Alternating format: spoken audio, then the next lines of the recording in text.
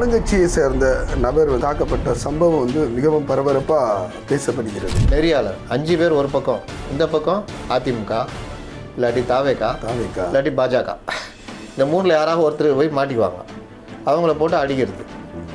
அவர் ஒரு நல்ல புத்திசாலி அந்த திருப்பி அடித்தார்னா, நெறியாளர் அவர் பேச விடாமல் பண்ணுறதெல்லாம் பண்ணுறது இது பல தடவை பார்த்தாச்சு. டிபேட்டுன்றது எரிச்சல் மூட்டுற விஷயமாக பக்கத்து வீட்டுக்காரங்க வந்துட்டு என்ன பிரச்சனை வீட்டுக்குள்ள இல்லைங்க டிவியில் டிபேட் பார்த்துனுங்கிறேன்.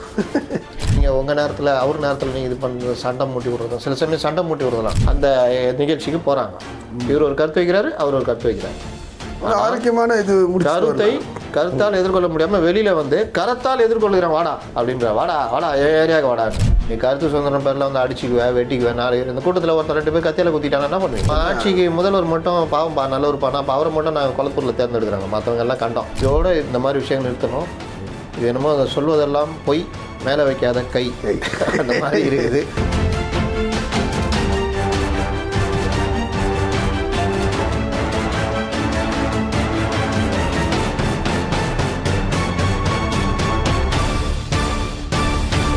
நம் தமிழ் நேயர்களுக்கு வணக்கம். இன்றைக்கு அரங்கத்துக்கு வந்திருப்பவர் மூத்த பத்திரிகையாளர் முத்தலிப்பு அவர்கள் வந்திருக்காரு. வணக்கம். வணக்கம் தொடர். நேற்று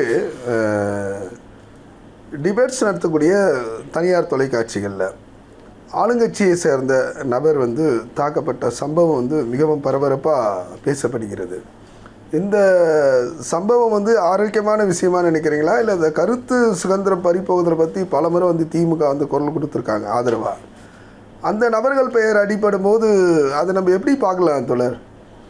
அதாவது இப்போ நம்ம பேசுகிறோம், பேட்டி கொடுக்குறோம், இது பண்ணுறோம். எனக்கு ஆரம்பத்துலேருந்தே ஒரு கருத்து உண்டு. இந்த டிபேட்டுகள்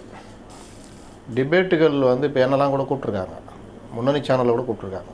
எனக்கு அதில் உடன்பாடு இல்லைங்க, வரமாட்டேன்ட்டேன். போனால் 4 பேர் பார்ப்பாங்க, இன்னும் கொஞ்சம் பிரபலம் ஆகலாம். ஆனால் யார் உட்காந்து சண்டை போடுறது? எல்லாம் நிலைய வித்வான்களாக மாறி போயிட்டாங்க. நீங்கள் இன்றைக்கி பத்திரிகையாளர்கள்னு சமூக வலைதளத்தில் திட்டுறது காரணமே இந்த மாதிரி விஷயங்களில் ஒன்று சார்பு எடுக்கிற மாதிரி ஒரு நிலை ஏற்படும்.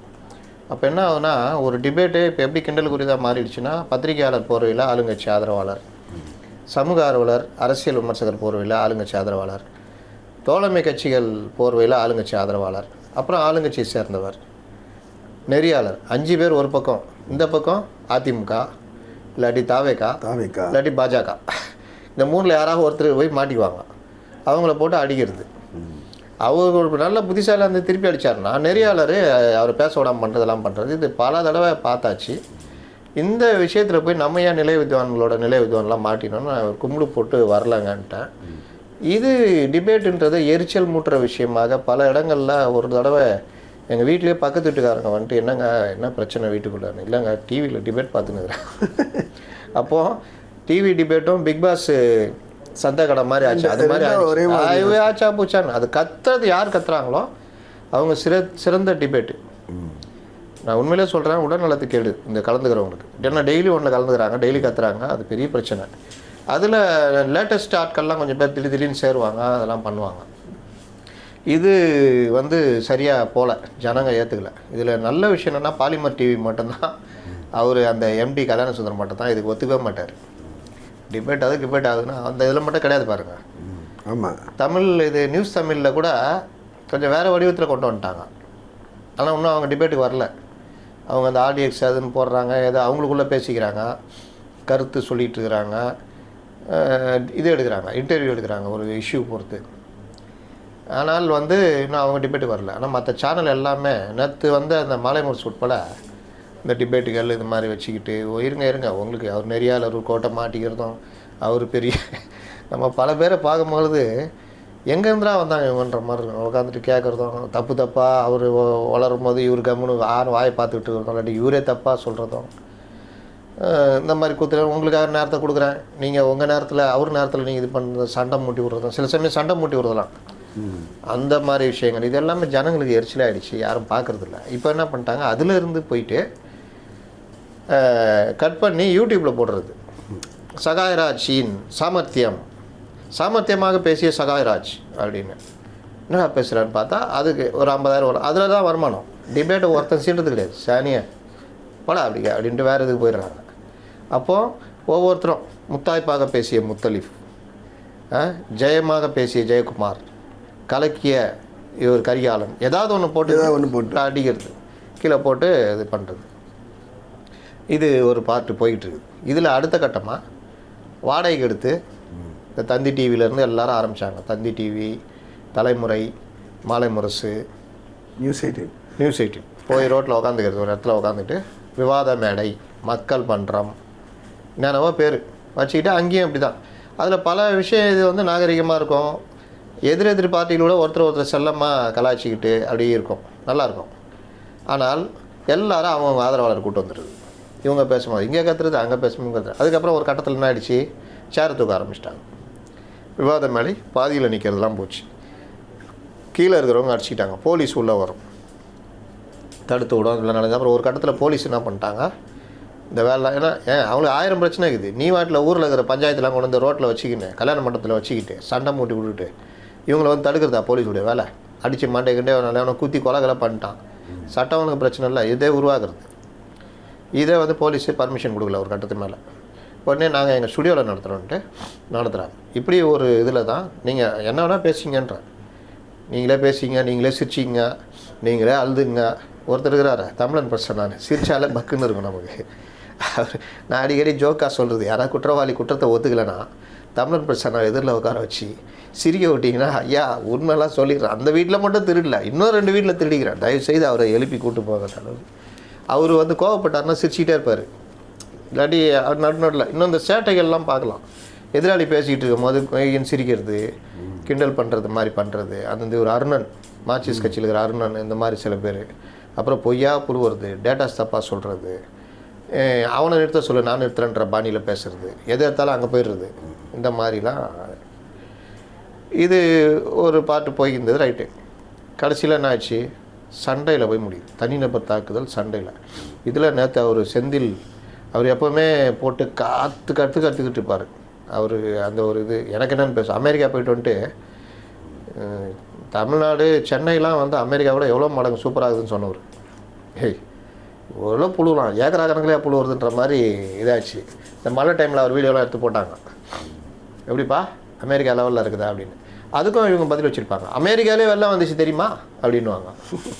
அதனால் அமெரிக்காவுடைய இதெல்லாம் வந்து சென்னை கூட அதை விட பயங்கரமாக இருக்குன்னா பேசிட்டாப்புல. ஆனால் அமெரிக்கா போய்ட்டு வந்து இதான் பேசி ஆகணும்ல, அந்த மாதிரி. அதனால் இப்போ இவர்களுடைய சண்டை. இந்த எஸ்ஜி சூர்யா அவர் இந்த அப்படியே தூங்குற மாதிரி தான் பேசிகிட்டு இருப்பார். அவர் அது இருந்தோ சண்டை போட்டால் பேச மாட்டார்.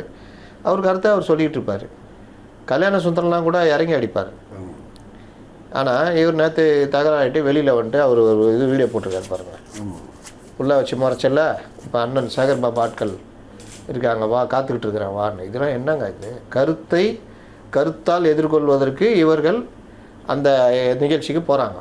இவர் ஒரு கருத்து வைக்கிறாரு, அவர் ஒரு கருத்து வைக்கிறாரு. ஆரோக்கியமான இது கருத்தால் எதிர்கொள்ள முடியாமல் வெளியில் வந்து கரத்தால் எதிர்கொள்கிறேன் வாடா அப்படின்ற, வாடா ஏரியாவுக்கு வாடான்னு வெளியில் வந்தோன்னே போலீஸ் போய் சொல்லியிருக்காங்க. இந்த தாவேகால நாஞ்சில் சம்பத்தும் இவர் எஸ்ஜி சூர்யா வெளியே வராதிங்க அப்படின்னு. அதேமாரி தான் எஸ்ஜி சூர்யா ஆளோட வெளியே வந்திருக்காப்புல. அங்கேயே வாக்குவாதம் நடக்குது 2 பேருக்கும். எங்கே மக்கள் மன்றத்தில் நடக்கல, டிவிக்காரன் எது கூப்பிட்டானோ அதை விட்டுட்டு டிவிக்காரனை விட்டு இவங்க வெளியில் வந்து இவங்க தனியாக வாதம் நடத்துகிறாங்க. கும்பல் சேர்ந்து வாதம் நடத்தினா ஆகும், அடிதடி. காவல்துறை இப்போ அடுத்து அவர்களுக்கு என்னடா அவங்களை எங்கே தோர்த்தினாலும் அங்கே போய் சண்டை போடுறீங்களேன்னு சொல்லிட்டு இப்போ இனிமேல் ஸ்டுடியோவில் நடத்தினாலும் பர்மிஷன் விடுவாங்க. நானே ஒரு வேண்டுகோள் வைக்கிறேன், தயவு செய்து ஸ்டுடியோவில் நடத்தினாலும் கூட காவல்துறை ஏதாவது அசம்பாவிதம் நடந்தால் நாங்கள் தான் பொறுப்புன்னு அந்த எடிட்டரும் அந்த நெறியாளரும் எழுதி கொடுத்தா தான் நிகழ்ச்சி நடத்தணும்னு பண்ணுவேன். இது கருத்து சுதந்திரத்தெல்லாம் வராது. இது நீ கருத்து சுதந்திரம் பேரில் வந்து அடிச்சுக்குவேன், வெட்டிக்குவேன். 4 இந்த கூட்டத்தில் ஒருத்தர் 2 பேர் கத்தியில் குத்திட்டாங்கன்னா என்ன பண்ணுவீங்க? 2 மர்டர் ஆயிடுச்சு, யார் பொறுப்பேற்றுக்கிறது? இதே ஆளுங்க மறுபடியும் போய் மைக் பிடிச்சி சட்டம் ஒழுங்கு சரியில்லைன்னு பேசிகிட்டு இருப்பாங்க. பேசுபவர்களுக்கே இந்த நாட்டில் பாதுகாப்பு இல்லை அப்படின்வாங்க. பேசுறதெல்லாம் பாதுகாப்பு இல்லை, கிரிஞ்சித்தனமாக பேசுனா சண்டை வரும். அதனால் அதை தூண்டி அது கொஞ்சம் அமைதியாக போச்சுன்னா இவங்களுக்கு நிறையா கோவம் வந்துடும். என்னங்க அவர் அப்படி சொல்லிக்கிறார், நீங்கள் இப்படி சொல்கிறீங்க, கம்முனுக்கிறீங்க, யார் வெயிட்டுன்னு அடிச்சு காட்டுங்க அப்படின்னு வடிவேல் ஒரு 10 சொல்லுவாங்க. அந்த மாதிரி இதாகுது. அப்போது இதை வந்து காவல்துறை இன்னும் டைட் பண்ணும். ஏன்னா இப்போ வர்றதுலாம் தேர்தல் காலம் அடிச்சு. ஏன்னா வட இந்தியாலாம் பார்த்தீங்கன்னா டிபேட்லேயே அடிச்சுட்டு உருள்றாங்க. ஆமாம், நம்ம கொஞ்சம் நாகரிகம் உள்ளவர்கள் ஏதோ கொஞ்சம் அடங்கி இருக்கு. இது அங்கேயும் இது நடக்கணுமா, டிவி ஸ்டேஷன் இது நடக்கணுமான்னு கேட்குறேன். பல இதில் அப்படி தான் நடக்குது. ஒரு ஒன்றுமே தெரியாத ஒரு பொண்ணு அது ஒரு கோட்டு சூட்டை மாட்டிக்கிட்டு உங்கள் நேரத்தில் நீங்கள் பேசுங்கள், அவர் நேரத்தை நீங்கள் எடுத்துக்கொள்ளாதீர்கள், நீங்கள் அது இப்படியே இதெல்லாம் மோசமான ஒரு இது. நமக்கு நாமே இது பண்ணிக்கிற மாதிரி அசிங்கப்படுத்திக்கிற விஷயம் இது. இது இது இது இது ஒரு இதோட நிற்கணுன்ற மாதிரி. அது எப்படி வந்து ஜேர்னலிஸ்ட் எத்திக்ஸில் வரும் அது? இவங்க மேலே யாருங்க ஜெர்னலிஸ்ட்டு? இவங்களாம் எங்கே வேலை செஞ்சாங்க? அவராவது அரசியல்வாதி எஸ்ஜி சூர்யா. இவர் எங்கே ஒரு 2-3 இதில் இருந்தார், அப்படி போனார் வந்தார், ஆங்கராக இருந்தார், பத்திரிகையாளர் நிற்கிட்டு அந்த டேட்டாஸ் வச்சுக்கிட்டு போட்டு கத்தி சண்டை போட்டால் இன்னைக்கு இதுன்ற மாதிரி ஆகிடுது. தப்பாக டேட்டாஸ் சொல்கிறது. சரி ஏதாவது சொல்லிக்கிங்க போங்க, யாரும் பார்க்கறது இல்லை, எதாவது பண்ணிட்டு போங்கன்றேன். ஆனால் இது என்ன இது? அமைச்சர் பேரை சொல்லி அவர்களுடைய ஆட்கள் வெயிட் பண்ணுறோம் வாங்கன்னு சொல்லி அதுக்கப்புறம் பார்த்தீங்கன்னா அடிதடி ஆகுது. இது எப்படி ஏற்ற முடியும்? முதல்வர் வந்து இந்த இதெல்லாம் கருத்து கணிப்பெல்லாம் பார்க்கும்போது முதல்வருக்கு ஒரு நல்ல பேர் இருக்குது. முதல்வரை இவர் ஏற்றுக்கிறோம், சாந்தமானவர், அமைதியானவர் அப்படின்னு. ஆனால் கீழே இருக்கிறதெல்லாம் கீழே இருக்கிற ஆட்சிக்கு முதல்வர் மட்டும் பாவம் நல்லவர் பானா, அப்போ அவரை மட்டும் நாங்கள் குளத்தூரில் தேர்ந்தெடுக்கிறாங்க, மற்றவங்க எல்லாம் கண்டோம் தானே. அதுலேயும் இந்த தூய்மை பணியாளர் விவகாரத்துலேருந்து பல விஷயங்களில் இவர் நம்ம சேகர் பாபுடைய இது தெரியும், எவ்வளோ தூரம் அவர் பேர் கெட்டு போச்சுன்னு. இப்போ கூட கோயிலில் நீங்கள் ஒரு அமைச்சருங்க, நீங்கள் போகிறீங்க, ஏதாவது கோஷம் போடுறான் வச்சுக்கிங்க, கோஷம் போட தான் செய்வான், நீங்கள் வாட்டில் போக தான் செய்யணும். அவன்கிட்ட போய் மல்லு கட்ட முடியுமா? ட்ரால் பண்ணுவான்ல, ஏய் கோபமாயிடுறாருன்னு நீங்கள் 10 பேர் நாளைக்கு 20 பேர் ஆரம்பிப்பான் வேற ஒரு இடத்துல. பாரத் மாதாக்கு ஜெயன்னு சொன்னால் என்ன போங்களேன், ஏதாவது சொல்லிட்டு போட்டோம். இல்லாட்டி போலீஸ்கிட்ட கூப்பிட்டு யாருங்க அது பாருங்கன்னா அவங்க பிடிச்சி கோயிலுக்குள்ளே வந்து பொது அமைதி குந்தங்களை தான் ஏதாவது கேஸை போடுங்க. நீங்கள் மல்லு கட்டணுன்னு அர்த்தம்? மக்கள் பார்த்துக்கிட்டு இருக்கிறாங்க. சும்மாவே திமுககாரங்களுக்கு எம்ஜிஆர் காலத்துலேருந்து நல்ல பேர். இவங்க எங்கே தெரியுமா இவங்களுக்கு கெட்ட பேர் வந்தது? எம்ஜிஆரை போட்டு அடிக்க ஆரம்பித்தாங்க பாருங்க, இப்போ தான் பேர் கெட்டு போச்சு. அப்போ நீங்கள் உங்களுக்கு நல்ல பேர் இருக்குது, ஆட்சியில் இருந்தீங்கன்னா இந்த வேலையெல்லாம் பண்ணால் அந்த பேரை இன்னும் தேரை இழுத்து தெருவில் விடுற வேலையை இந்த செந்தில் போன்றவர்கள் செஞ்சுக்கிட்டு இருக்கிறாங்க. இது எப்படி சரியாக இருக்கும்? அதனால் அவர் மேலே ஏற்கனவே விமர்சனங்கள் இருந்துகிட்டு இருக்குது. அவருக்கு அரசு அலுவலகத்தில் அவருக்கு ஆஃபீஸ் கொடுத்துருக்காங்க, கார் கொடுத்துருக்காங்கன்ற மாதிரிலாம். அது எந்த அளவுக்கு உண்மையே தெரியாது எனக்கு.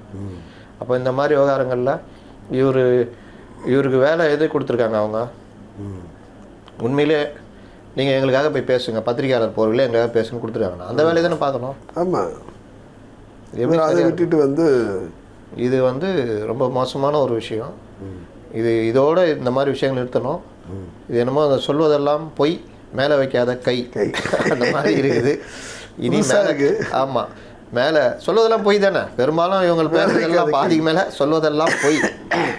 அதில் கவனம் போயிடு, மேலே வைக்காத கை, எது கை வைக்கிற? அதனால் கருத்தால் எதிர்கொள்ளுங்கள். கருத்தை கரத்தால் எதிர்கொண்டவர்கள் என்றைக்குமே வாழ்ந்ததாக சரித்திரமில்லை, குப்பை தொட்டியில் தூக்கி வீசப்பட்டிருக்கிறார்கள். இதெல்லாம் நடந்திருக்குது வரலாறு.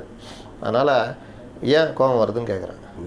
சரி, அவர் தப்பாக பேசிட்டாரு, நீங்கள் இன்னொரு டிபேட்டில் அவர் மேலே சொல்லுங்கள், வேற ஏதாவது தப்பாக பேசியிருக்காரு பேசுகிறேன், ஏன் தப்பாக பேசுகிறேன் இது பண்ணலாம். இன்னொன்று இவங்க ட்விட்டரில் இருக்குது, அதில் போடுங்க தான் போடுறீங்களே. என்னவோ அமெரிக்காலாம் ட்விட்டரில் தானே போட்டார், அமெரிக்கா சென்னையை விட மோசமாகுதுன்னு. அதனால் இது வந்து சரியில்லைன்றது தான் எங்களுடைய வாதம். இல்லை, இது ஆரம்ப காலத்தில் வந்து மக்கள் ரொம்ப விரும்பி பார்த்தாங்க. இப்போ யாரும் வீரபாண்டியன் ஒருத்தர் இருந்தாங்க சன் நியூஸில் அருமையாக இருக்குங்க. ஆமாம், எப்போ வரும்னு காத்து கிடப்போம், நேரம் பார்த்து நம்ம வெயிட் பண்ணுவோம். ரவி பெர்னாடு, என் பாண்டே கேள்வி பதில் நல்லா இருக்கும். அதுக்கப்புறம் அவர் மேலே விமர்சனம் வந்தது, 2 ஹவர் எடுத்துட்டு 20 நிமிஷம் ஆகுறாரு. கமல்ஹாசன்லாம் பிரச்சனை வந்தது. அதே போல கோபிநாத் கூட சப்ஜெக்ட் எடுத்தாருன்னா ஒரு கோபிநாத் அவர் அரசியலுக்குள்ளே வரல, அது வேற மாதிரி இருந்தது, தினத்தந்தி அரசியல் மாதிரி. அது எப்படின்னா எல்லாமே நல்லா கேட்குறது. நீங்கள் முதலாக என்ன கலர் சட்டை போட்டு வந்தீங்க, செருப்பு என்ன போட்டிங்க, கார் ஓட்ட தெரியுமா, பழைய கார் வச்சுருந்தீங்களா, இப்படி அது ஒரு பக்கத்தை விரும்புவாங்க ஜனங்க, ஒரு பெரிய அரசியல்வாதியுடைய மறுபக்கத்தை. அப்புறம் இந்த காரும் சோறும், நீரும் காரும், மோரும் சோறும் ஏதோ ஒன்று போட்டு பண்ணிட்டு கிடந்தாங்க. இதெல்லாம் என்னென்னா நல்லா பாருங்கள், கருத்து கரெக்டாக இருக்குது, பேசுறது கரெக்டாக இருந்தால் அவங்களுக்கு எதுவுமே தேவையில்லை, காரும் சோறும் தேவையில்லை, எதுவும் தேவையில்லை. ஒரு இடத்துல உட்காந்து பேசிட்டு போயிட்டே இருக்கலாம். அந்த மாதிரி ரொம்ப பேர் சக்ஸஸாக இருக்காங்க. அதனால் எப்போவுமே அடுத்தவர்களை மூக்கை தொடாத வரைக்கும் தான் ஒருத்தர் கருத்து உரிமை இருக்குது. மூக்கில் போய் கையை வைக்கிறதுன்றது சரியில்லாத விஷயம் தான் நான் இதில் பார்க்குறேன். நிச்சயமாக, அதாவது இனி வரும் எதிர்காலத்தில் வந்து காவல்துறை நடவடிக்கை எடுப்பார்கள். இது சம்மந்தமாக வந்து அந்த பொறுப்புள்ள தொலைக்காட்சியில் நிர்வாகம் பொறுப்பேற்கும் என்ற வகையில் நீங்கள் உங்களுடைய பதிவு பண்ணியிருக்கீங்க. நிச்சயமாக நடக்கும். நன்றி.